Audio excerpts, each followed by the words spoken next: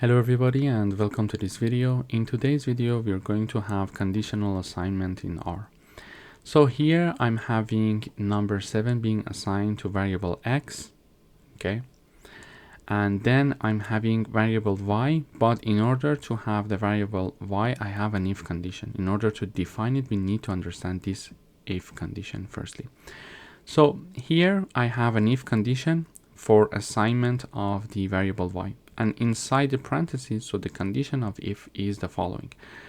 If the variable x is divided by 2 and the remainder of their division, because we are having the modulus operator, the remainder of their division equals 0, y is assigned the even string.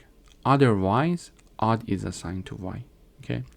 So let me say it one more time. So if 7 is divided by 2, and the remainder of this division equals 0, if this condition is true, assign even string, the string even to the variable y. Otherwise, meaning that if this condition is not true, assign odd string to the y variable. So when I run this code, we see that here odd is being printed because 7 divided by 2, the remainder of their division is not equal to 0. But if I have the x equals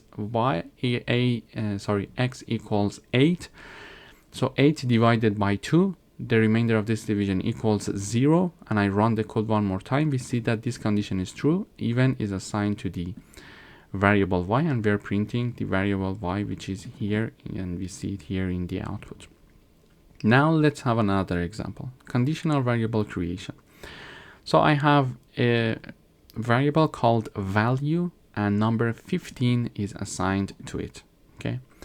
So we are having a variable here called category, and we are checking these if conditions to decide the value of the category, okay?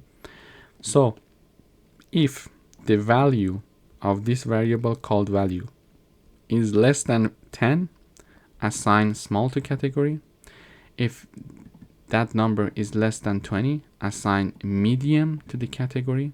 Otherwise, if neither of these two conditions is true, assign a large to the category. And when I run the code, we see medium is being printed in the output because value equals 15.